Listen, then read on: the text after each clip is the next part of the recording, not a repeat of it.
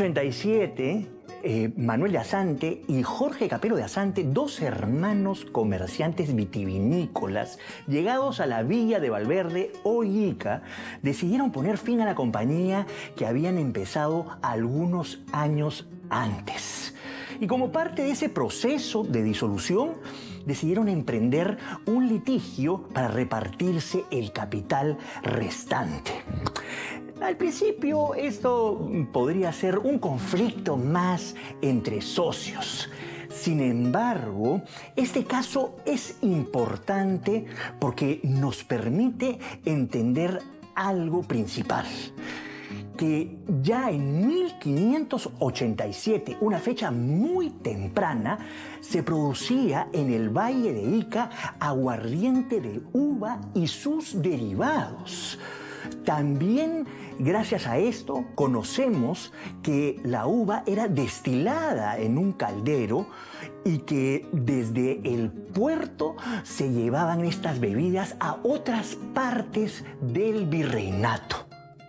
Recientemente, investigadores peruanos han encontrado los detalles de este caso, registrado por un escribano de la época, lo cual nos permite adentrarnos en la fascinante historia de nuestro aguardiente bandera, porque la historia del pisco sucedió en el Perú.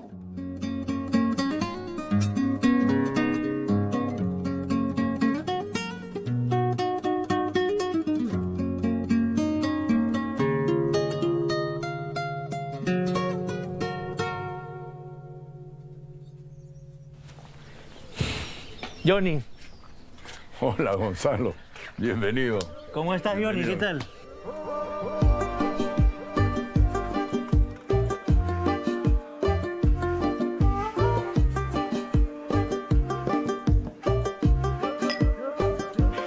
Johnny, gracias por invitarnos a tu reducto, digamos, y estamos sorprendidos con esta cantidad de botellas, porque además veo una certificación de Guinness. Entonces quería centrarme un poco en eso para darle contexto. ¿Por qué tengo una certificación de Guinness acá? Gonzalo, muchísimas gracias. Un gusto que estés acá verdaderamente y poder compartir contigo este reducto que hay acá, este reducto del pisco, ¿no?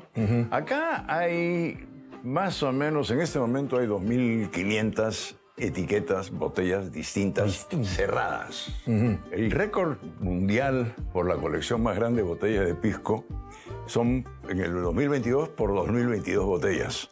Pero de 2022 acá a la fecha ya he conseguido unas 300 o 400 más, ¿no? Eso atestigua que hay una cantidad de gente que mantiene viva la tradición de hacer pisco. Eso también me lleva a pensar un poco, primero sobre el nombre pisco, ¿no? Tenemos el huevo, la gallina, si Pisco se llama, la ciudad de Pisco se llama porque por ahí se producía el pisco, o el pisco se producía porque es por el pueblo, o el pueblo nos remite a una palabra quechua, a una palabra mucho más antigua. ¿Cuál es el origen del nombre pisco? Bueno, en la Academia del Pisco tenemos a varios historiadores como Lorenzo Huertas, mucha gente que ha trabajado. El cauce original viene por diferentes vertientes. Evidentemente que la palabra quechua quiere decir ave, pájaro o pajarito, ¿cierto? Entonces dicen, no lo puedo yo certificar, pero que una etnia, un grupo de la cultura nazca viaja hacia el norte, los piscos. Ellos se llaman los piscos y pueblan un valle donde ellos se convierten en alfareros, que se dice que fueron los que construyeron estas botijas pisqueras. Las botijas pisqueras. Que porque eran hechos por ellos, se llamaron los piscos. Ese es un cauce. Ese pueblo, esa etnia, le dio el nombre a un valle. El Valle de Pisco le dio el nombre a un río. Al río Pisco le dio un nombre a un puerto, a un pueblo. Pero el puerto, como Jerez, como coñac, como champán, le dan el nombre al producto que de él se exporta. Pisco. Y entonces el nombre original del aguardiente elaborado en el Perú desde fines de 1500, aguardiente de uva, empiezan a llenar los formatos de embarque, embarques en el navío tal, 70 botijas de aguardiente de uva producidos en el puerto de Pisco, ¿cierto? Entonces era muy largo, embarques de 70 botijas de pisco, 70 piscos, se acortó. Nuestra bebida de bandera recibió el nombre de pisco de manera paulatina, a partir del uso cotidiano y de su estrecha relación con el puerto de Pisco, desde donde era embarcada hacia distintos destinos. Si bien no existe un momento preciso donde comenzó a ser llamado así, ya para el siglo XVIII se le conocía como tal. Un documento de 1712 señala textualmente que desde el puerto mexicano de Acapulco se enviaron hacia Guatemala 70 botijas de aguardiente de pisco, originalmente procedentes del Perú.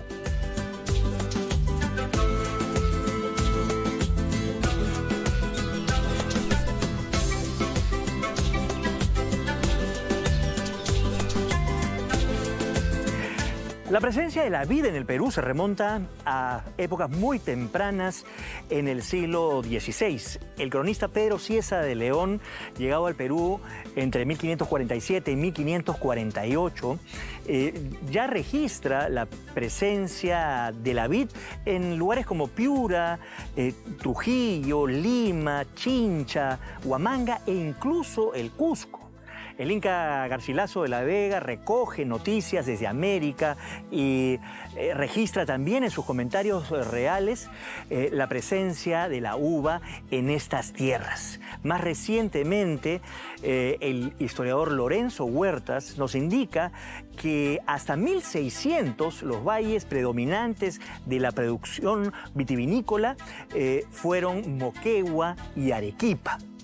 Pero es con la explosión del volcán Huayna Putina, en donde la producción en esos valles se diezma, en donde también adquieren preponderancia valles más al norte de estos otros. Es decir, los valles de Ica, Pisco y Nazca comienzan a tener mayor preponderancia en la producción vitivinícola.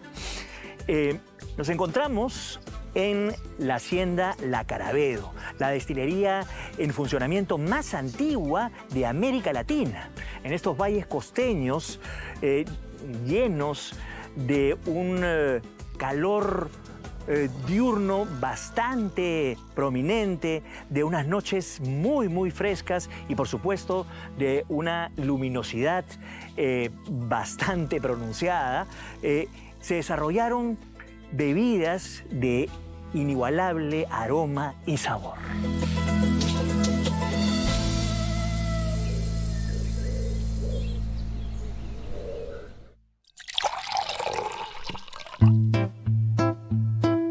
Buscando en el Archivo General de Indias, se encontró un documento del año de 1538 en donde el rey dispone que tenía conocimiento que en el pueblo de San Cristóbal, indudablemente en Guatemala, muchos de estos primeros vecinos ya habían plantado sus viñas y distintos frutos de Castilla, y que por eso se sentía aliviado de que vaya a existir en un futuro un desarrollo de los repartimientos que se habían entregado en su nombre. Con la llegada de Guatemala al Perú por el Océano Pacífico, ¿qué generaba esto? Que los frutos llegaran frescos. Esto generó que Guillermo Toro Lira, en uno de sus estudios, ratificara a Hernando de Montenegro como el primer viticultor del Perú. Pero una de las cosas importantes que se debe tener en cuenta es la presentación de documentación que ratifique este tipo de posturas. Por eso él cita la probanza de méritos y servicios de Hernando de Montenegro, que fue realizada en el año de 1556. La rica historia de la vid, el vino y del origen del pisco en el Perú puede reconstruirse gracias a los antiguos documentos coloniales conservados en instituciones como el Archivo General de la Nación del Perú y al trabajo de investigadores como Ricardo Moró y el historiador Julio Hernández, quienes en 2024 hallaron documentos que certifican la producción de aguardiente de uva en el Perú desde el siglo XVI. principio todo inicia con una campaña que se trabajó con las familias iqueñas para el rescate de su patrimonio documental y rescatar específicamente aquellos documentos y fotografías sobre la historia del pisco. Eso fue lanzado en la vendimia en marzo del 2024. A la par, desde el Archivo General de la Nación también tuvimos la iniciativa de desarrollar y desplegar una investigación y contratamos a un equipo de profesionales, entre ellos nuestro amigo Julio Hernández, que fue el que se dedicó a tiempo completo a investigar los fondos documentales. En estos documentos, Julio Hernández halló en 2024 la primera mención conocida sobre el aguardiente de uva en el Perú. Bueno, cuando trabajé en el Archivo General de la Nación, investigué los protocolos notariales de Ica, los cuales datan desde 1568 hasta 1598. En estos protocolos notariales se encuentran las principales transacciones de los primeros vecinos de la villa de Valverde, el Ica de aquel entonces. Es aquí en donde se encuentra el documento del 18 de noviembre de 1587, en donde se muestra a dos personajes, Manuel de Asante y Jorge Capello, los cuales anteriormente habían hecho una compañía. Pero al finalizar esta, ambos personajes se pedían los bienes entregados para este negocio. A la letra, el documento de 1587 dice: el dicho Jorge Capello pedía al dicho Manuel de Asante le pagase y diese mitad de todos sus bienes y hacienda que tenía, diciendo que le eran de compañía de entrambos, y le pagase una caldera y otros bienes y cosas que le había entregado, y el dicho Manuel de Asante pedía al dicho Jorge de Capello le pagase y diese cuenta de mucha cantidad de aguardiente y vino y otras cosas y bienes que le había entregado. Al hablar de aguardiente, se sobreentiende que se trata de aguardiente de uva, ya que era lo que se producía en Ica en ese entonces. Este hallazgo es reforzado por la información hallada en un documento sobre la formación de otra compañía. Para el año de 1589, para ser más específico, el 2 de noviembre, se encuentra a otros personajes, llámese Juan Corso y Andrea de Candia. Estos personajes, ante el notario público de la época, que viene a ser el escribano, exponen que habían, hace 3 años, o sea, en 1586, formado una compañía a través de una pulpería. Una pulpería viene a ser una tienda de la época en donde se podía tanto comer como beber. Entonces, ¿qué pasa? Resultaba que de esa pulpería iban a llevar cierta cantidad de vino y aguardiente al puerto de Arica. Entonces, uno iba a viajar hasta Arica para vender esos productos y el otro se iba a encargar de administrar la pulpería. Y es aquí en donde aparecen las famosas botijuelas de aguardiente, las cuales indudablemente iban a ser vendidas tanto en el puerto de Arica e inclusive podían llegar hasta Potosí, en donde estaba ya creciendo el negocio de las minas. El tercer documento en antigüedad es el testamento de Manuel de Asante, quien ya aparece en el primer documento.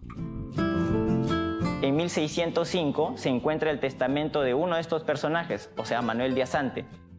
Y dentro de los bienes que declara en esa documentación, se presenta tanto la caldera para hacer aguardiente, como diferentes botijuelas, pipas de aguardiente y cantidades también de esta bebida que le debían cantidades de dinero a este personaje.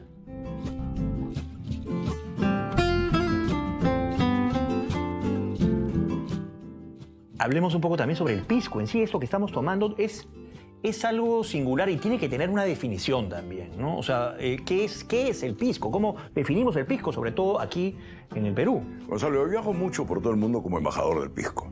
Tengo la suerte y la oportunidad, ¿no?, de compartir con muchísima gente en el extranjero. Y siempre inicio diciendo que este producto es distinto a todo lo que puedas encontrar en una barra, en un bar o en una licorería.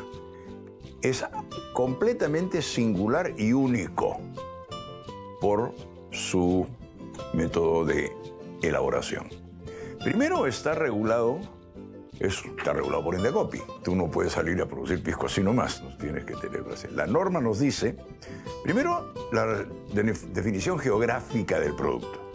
y dice precisamente es el producto obtenido de la destilación de mostos recientemente fermentados, producidos en los valles costeños de los departamentos de Lima, Ica, Arequipa, Moquegua y los valles de Locuma, Sapi y Caplina del departamento de Tacna.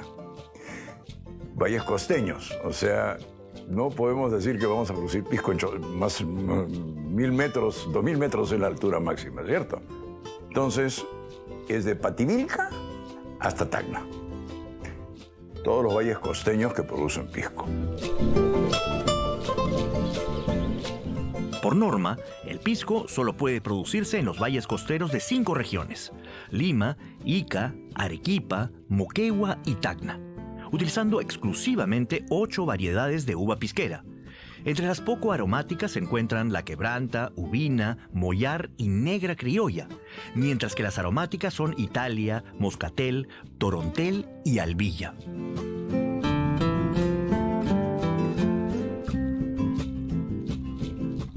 En el Perú, una sola destilación. No podemos destilar 2 veces. ¿Por qué? Porque cada destilación le quita alma, le quita espíritu, le va quitando un poquito cuerpo, estructura, le va quitando aromas, sabores. Al destilar por una sola vez y llegar a 41 grados, no adicionamos agua. Entonces lo que hay acá adentro es absolutamente puro jugo de uva. Tercero, no queremos cambiar la estructura aromática al pasar por madera, ¿cierto? Y somos destilados de un mosto recientemente fermentado, no de un orujo como el agrapa, no de un orujo como es el orujo de Galicia.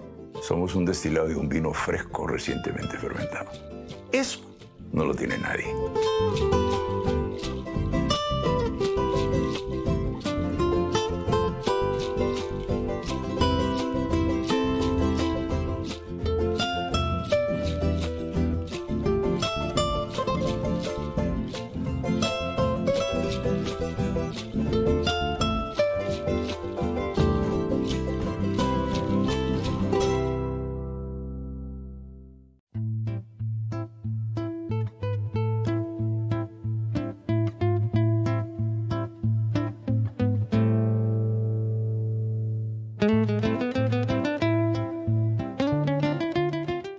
Tu casa está llena de misterios, aventuras, pero muy dedicada también al tema que tiene que ver con la cartografía, sobre todo por un tema muy importante, que es definir el nombre del puerto de Pisco, ¿no es cierto? Desde que empecé yo en el mundo del pisco hace 35 o 37 años o un poco más, siempre tenía yo la preocupación de la defensa de la perronía del pisco. ¿Qué argumentos necesitamos nosotros para que la OIB, para que los estamentos en el extranjero reconozcan absolutamente, únicamente al pisco peruano? Viajaba y entré a un anticuario en Nueva York. ¿Tiene mapas sobre el Perú? Me dijo, hago, si se llamara... Sí, acá tengo, y saca una cosa de ese tamaño. Pues, entonces, pero lo abro. ¡Oh! ¡Uy! Qué bonito mapa y tal. Todos originales. Empecé a comprar, compré uno, compré dos. Y en los 35, 37 años... hay casi 200 mapas acá, con el hilo conductor, como tú dices, es Pisco. En todos figura Puerto de Pisco. Yo no compro un mapa si no figura de Pisco. Porque considero, Gonzalo, que esto es un legado que yo le voy a regalar al Perú como el testimonio cartográfico más contundente, absoluto, que Pisco es peruano.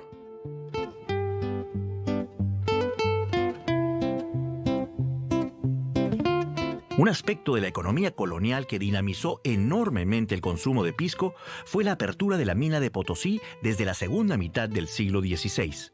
Los cientos de mineros requerían alimentos, madera, textiles y, por supuesto, bebidas alcohólicas. En ese contexto, los valles de Moquegua, Arequipa y Majes, muchos de ellos vinculados a haciendas jesuitas, incrementaron notablemente su producción vitivinícola. En poco tiempo, grandes recuas de mulas comenzaron a transportar vino y pisco a lo largo del sur peruano y de la actual Bolivia.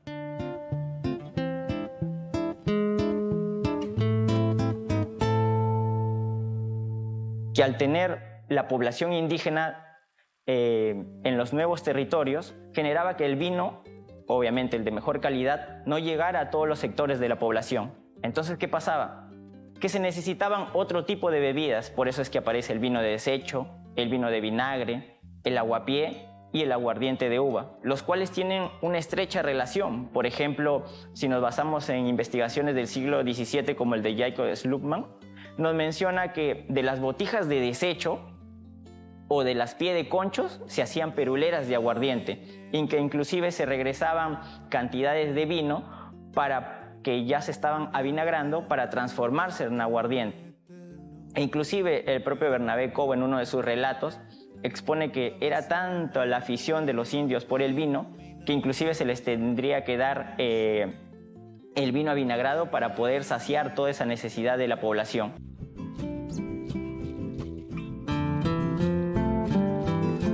En el siglo XVIII, el virrey José Antonio Manso de Velasco restringió la exportación de vino producido en América hacia el Pacífico, debido a la competencia que representaba para los vinos españoles.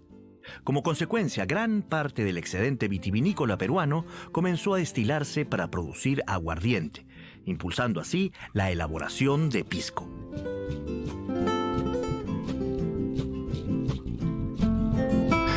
Pero lo importante en el siglo XIX, 1800, ya no estaba la iglesia, ya los jesuitas habían sido expulsados de la colonia. Entonces ya venía la repartición de las tierras. Y yo creo que ahí viene un poco un cambio de la uva hacia el algodón, ¿cierto? Porque Europa ya necesitaba más algodón, el Perú estaba produciendo un algodón extraordinario.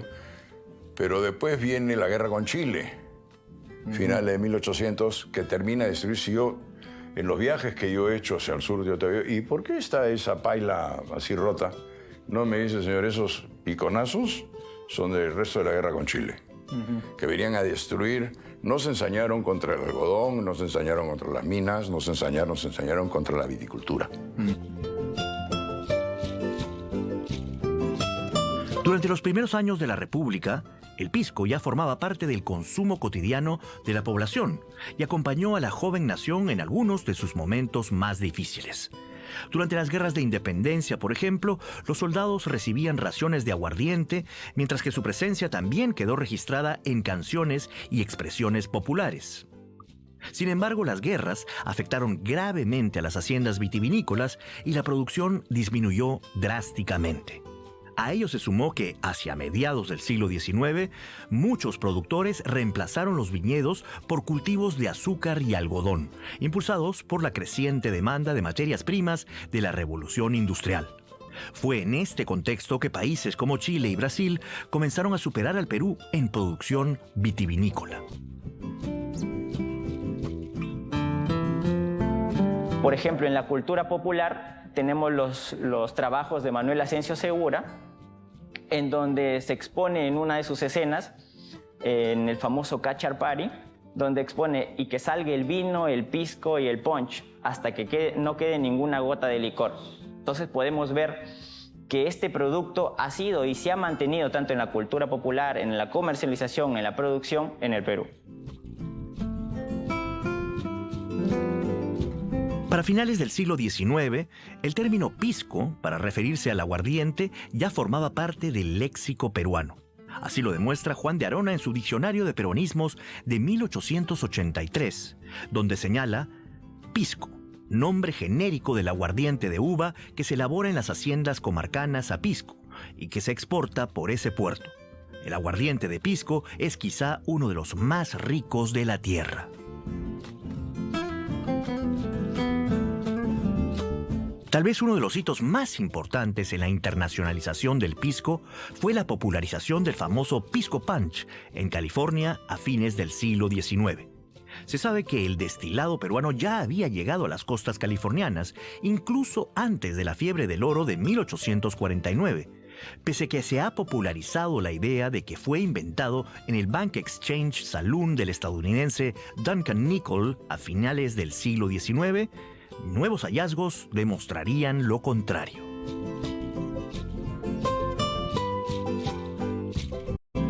Y digo esto porque, por ejemplo, se ha hecho toda una historia con fechas, con celebraciones sobre el Pisco Punch.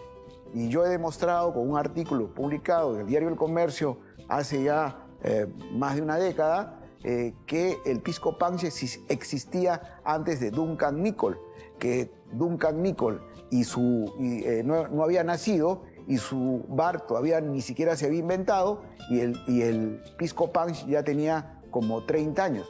El pisco punch que yo he podido encontrar, la primera fecha es de 1839, el año que se crea la fotografía, que aparece en el diario El Comercio, en fin. Ese año es la primera mención que existe sobre pisco punch. Quizás el trago pudo existir mucho antes, porque hay reconocimiento de los envíos de pisco hacia Estados Unidos desde comienzos del siglo XIX.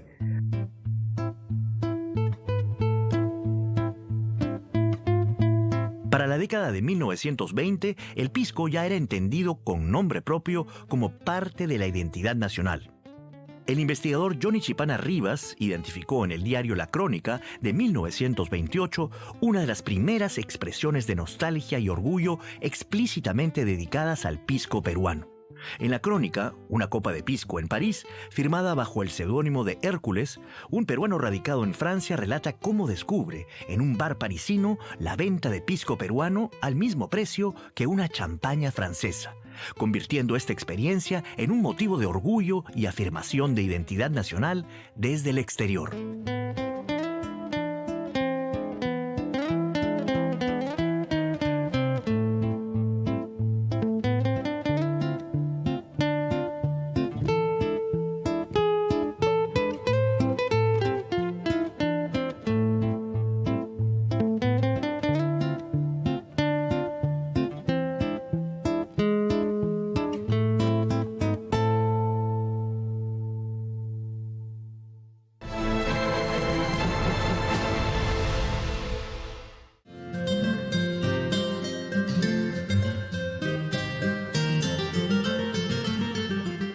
Además de la influencia española e italiana en la producción de piscos, deberíamos considerar también la influencia griega. Y es que por lo menos desde el siglo XVI hay varios documentos que nos muestran la presencia de personajes griegos, sobre todo en la producción vitivinícola del Valle de Ica. Tenemos dos hermanos, uno Jorge Capello de Asante y el otro es Manuel de Asante. Ambos provenían de la isla griega Zakynthos, que fue castellanizada bajo el nombre Zante, y de ahí el apellido Asante. También tenemos un personaje llamado Andrea de Candia, que nos remite al apellido de Pedro de Candia, quien fue artillero, conquistador en las primeras etapas de la conquista, y sabemos que él era griego por naturaleza. Hay un documento especial, un testamento de Pedro Manuel el Griego, quien refiere que en su posesión tenía un caldero de bronce para destilar. Y esto es una técnica de destilar productos griegos antiguos como el cipouro o el raki. Sin duda, este tema es interesantísimo y falta mucha investigación.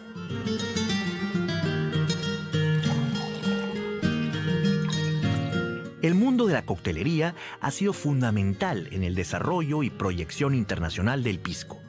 Sin duda, el cóctel más emblemático es el Pisco Sour. Una de las versiones más difundidas de su creación señala que al estadounidense Victor Morris, futuro propietario del Morris Bar, se le acabó el whisky cuando trabajaba en Cerro de Pasco, transformando su whisky sour en Pisco Sour. Lo cierto es que para 1916 ya se preparaba Pisco Sour en el Morris Bar y finalmente fue perfeccionado en 1930 en el Hotel Bolívar con su famoso Pisco Sour Catedral.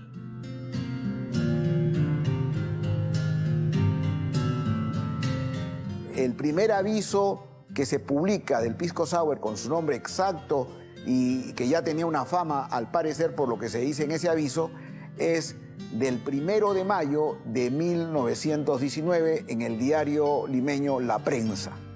Este bar era administrado por un ciudadano estadounidense que había decidido residir en el Perú se casa con peruano, tiene familia peruana, en fin. Pero este hombre muere el año 1929. Antes de morir, ya enfermo, traspasa su negocio a 2 de sus empleados. Y estos empleados van a continuar con el bar con otro nombre, Continental Bar. Ya no se llamaba Morris Bar, sino Continental Bar. Eso va a llegar hasta el año 1933. Y según lo que he podido yo investigar, el heredero real de esta historia, el que va a continuar la tradición del pisco sour de manera inmediata, de manera documentada, repito, es el hotel donde nos encontramos en este momento, el Hotel Bolívar.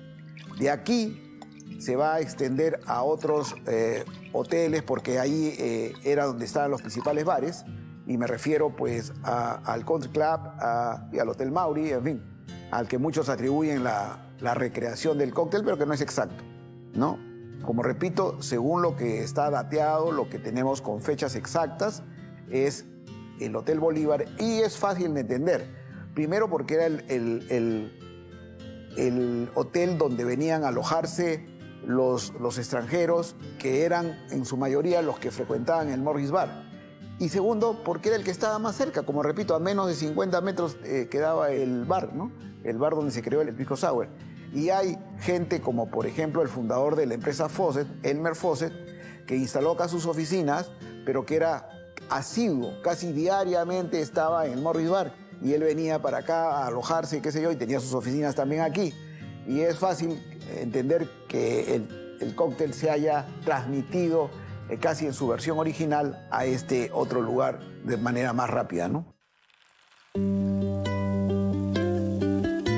El célebre cóctel de limón, huevo y pisco cuenta incluso con una celebración nacional propia que se da el primer sábado del mes de febrero.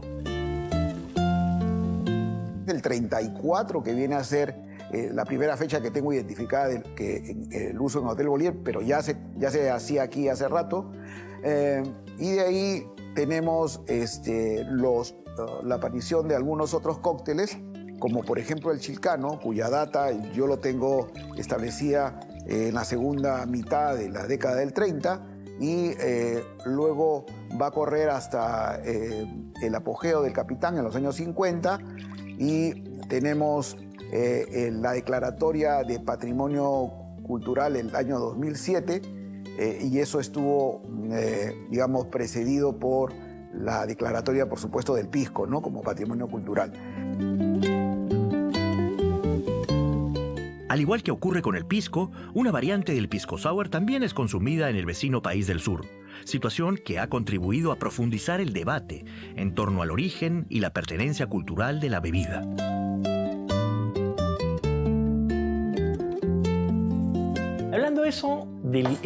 Hablando del pisco peruano. No se dice peruano, pisco es peruano. Perdón. Redundante, perdón Gonzalo, que te corrija. Redundancia. Hablando del pisco versus el aguardiente chileno, ¿cuál es la diferencia en realidad entre ambos productos? Sencillo. Doble destilación, uso de agua y paso por madera. ¿Se acabó? Bien rápido te lo digo. Ya. ¿Por qué? Porque la primera destilación allá no logran los 40 y 43 grados de alcohol. Tienen que destilar. El otro se manda la parte por ahí, triple destilado. Ah, bravo, qué bueno, está bien, pues. Pero, doble destilación, graduación muy alta, uso de agua para lograr su producto y paso por madera. Cosas que nosotros no podemos hacer, no hacemos. Pisco no hace. Si tú quieres hacer pisco, primero tienes que tener uvas pisqueras de la zona geográfica de producción, y después tienes que seguir la norma técnica peruana que dice una sola destilación, no uso de agua. Esto es... Y en ese sentido, ellos no tienen uvas... Tienen. O sea, en el sentido, las uvas pisqueras que nosotros tenemos, también tienen. Tienen la Moscatel de Alejandría, que es la Italia. Tienen la País, que es la quebranta, pero no la usan porque ellos mayormente... Casi todo el aguardiente de Chile es acholado. Porque ellos creo que tienen su norma técnica unas 14 o 15 uvas distintas, vitiviníferas, y las cosechan todas juntas, hacen un solo aguardiente, ¿cierto? Entonces nosotros no, nosotros somos varietales, vamos por cepas, correcto, por tipo de pisco.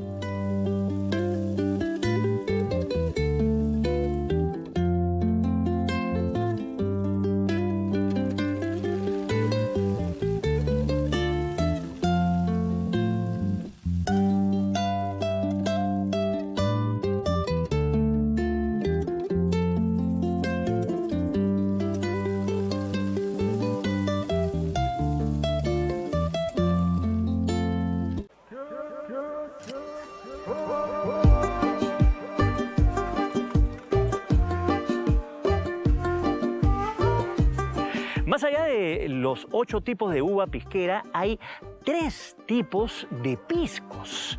El primero de ellos es el pisco puro, que está hecho de un solo tipo de uva y que nos permite, a través de su fermentación completa, apreciar toda su gama de aromas y sabores. También está el mosto verde, que tiene una fermentación interrumpida. Es también hecho de un solo tipo de uva, donde su destilación es mucho más lenta porque no toda el azúcar se ha convertido en alcohol. Y finalmente está el pisco acholado, que está hecho de una mezcla o blend de distintos tipos de uva o distintos tipos de pisco, y cuyo nombre da lugar a pintorescas y curiosas interpretaciones.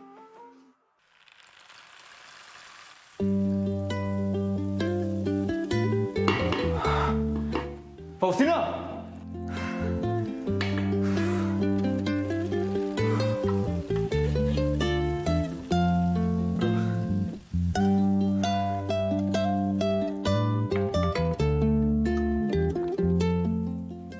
¡Delicioso! Esta sí es la mezcla perfecta.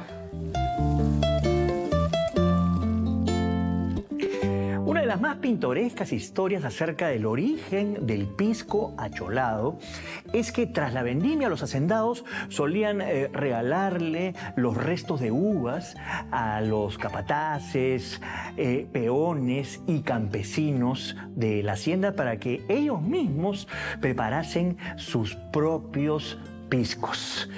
Y estos cholos peones, como los llamaban los hacendados, solían preparar estos piscos, y por irónico que parezca, a veces eran mejores que el propio producto de la hacienda.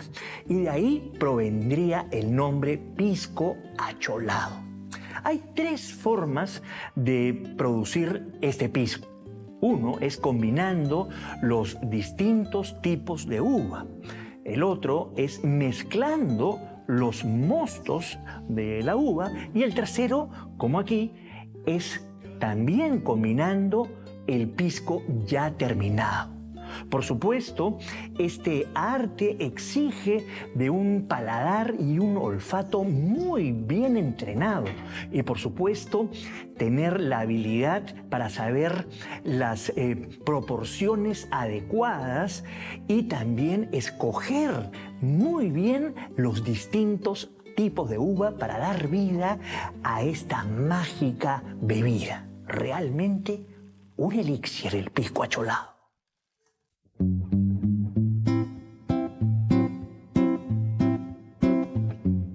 Otras explicaciones señalan que el nombre acholado proviene de la idea de un pisco cholo o mestizo, es decir, una mezcla de distintas uvas o mostos que da origen a un destilado con identidad propia.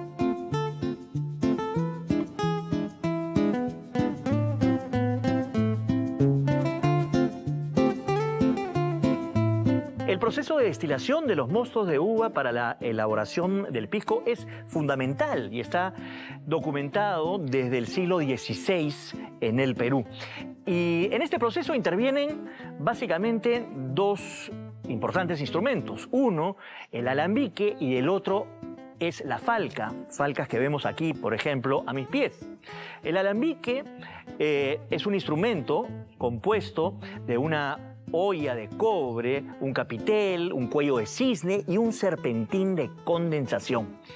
Aquí los mostos de uva se hierven y, por supuesto, el alcohol se evapora antes que el agua, pasa por el cuello de cisne, donde se refina, se filtra y luego se condensa en el serpentín y produce el pisco.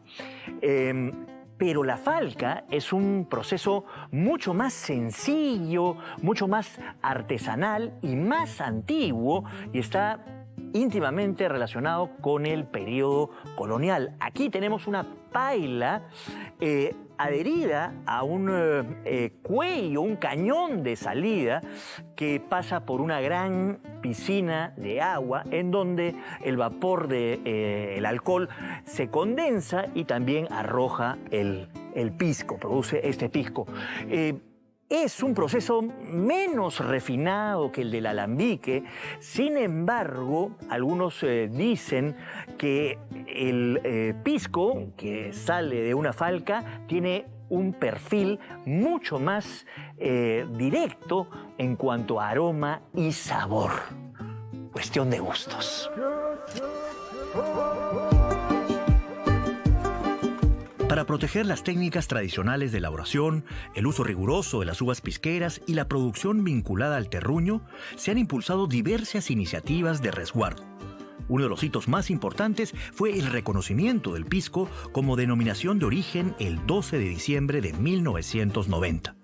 Más recientemente, en febrero de 2025, el Ministerio de Cultura declaró como Patrimonio Cultural de la Nación los conocimientos, técnicas y valores asociados a los sistemas tradicionales de producción de pisco en los valles costeros de los departamentos de Lima, Ica, Arequipa, Moquegua y en los valles de Locumba, Sama y Caplina en Tacna.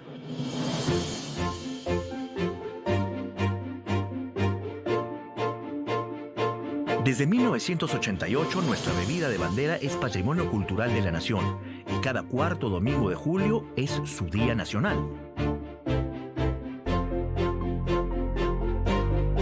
La discusión sobre el pisco no está en el Perú, está fuera del Perú y nuestra labor era ayudar a la identidad de los peruanos, pero también a los productores fuera de nuestras fronteras. Es decir, que recurrimos a una entidad internacional para que valide justamente la veracidad, la autenticidad y el rigor histórico de los documentos que habíamos descubierto. Es así que recién, ya hacia el 15 de agosto de 2024, que se cerraba la fecha de postulación de estos documentos al programa Memoria del Mundo de UNESCO, logramos, gracias a un trabajo muy riguroso de investigación de este equipo que les comento, y luego en noviembre de 2024, este grupo de expertos, de 12 expertos de toda América en la isla de San Martín, se reúnen para evaluar justamente este grupo documental y otras postulaciones. Hay que decir que dentro de este grupo había un representante de Chile que planteó una cuestión previa, pero evidentemente es tema de UNESCO, lo que ve evidentemente es la originalidad, el peso histórico de los documentos que postulamos, que son nada más y nada menos que archivos históricos. Así que esa cuestión previa fue descartada y se evaluó y se meritó la importancia de estos documentos, logrando así asentar y registrar como patrimonio de todo el mundo la colección Orígenes del Pisco, manuscritos del siglo XVI y siglo XVII. Entre los años 2022 y 2024, los documentos del siglo XVI que testimonian la elaboración de nuestra bebida de bandera fueron reconocidos como Patrimonio Cultural de la Nación. Finalmente, en noviembre de 2024, el expediente que reúne dichos archivos fue incorporado oficialmente al Registro Regional para América Latina y el Caribe del programa Memoria del Mundo de la UNESCO, bajo el título Los Orígenes del Pisco, manuscritos de los siglos XVI y XVII. Se trató de un logro de enorme importancia para el Perú, ya que este programa reconoce el valor histórico excepcional del patrimonio documental y promueve su preservación para las futuras generaciones.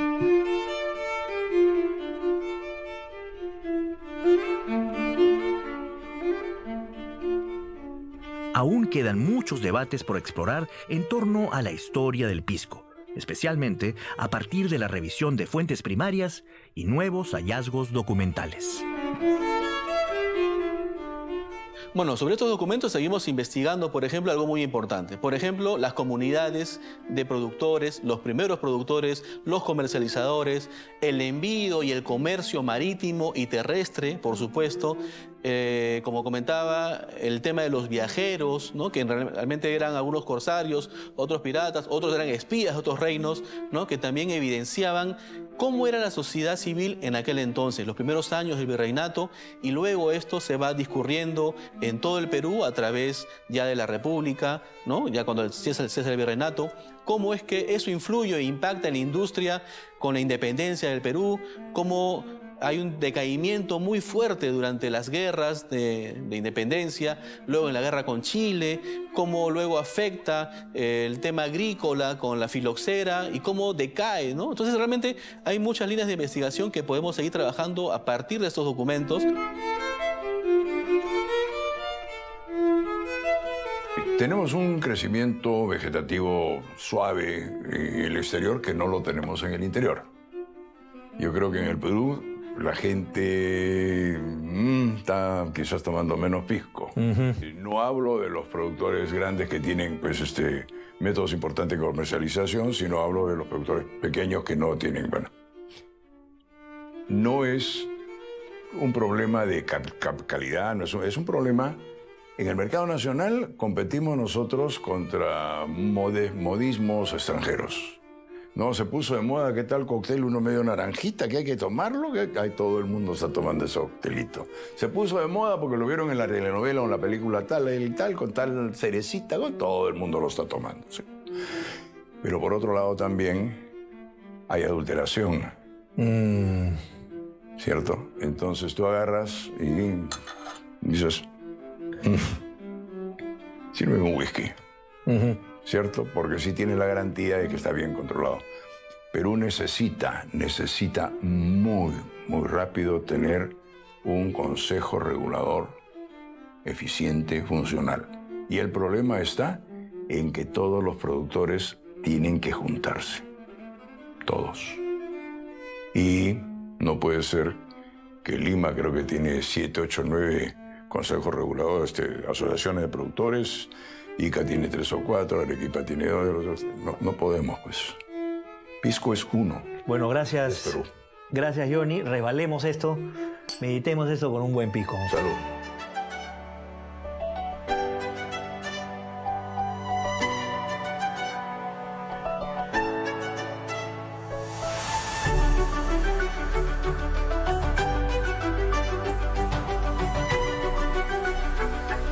En este episodio no solamente hemos rendido tributo a nuestra bebida de bandera, mostrando cómo su consumo forma parte de nuestra identidad, sino que también hemos evidenciado cómo evolucionan las investigaciones históricas y cómo nuevos hallazgos pueden impactar en el presente. Gracias al descubrimiento de estos documentos que confirman la producción de aguardiente de uva en Ica desde la década de 1580, hemos ratificado internacionalmente que el pisco es parte fundamental de la historia y la producción del Perú. Nos vemos en el siguiente episodio.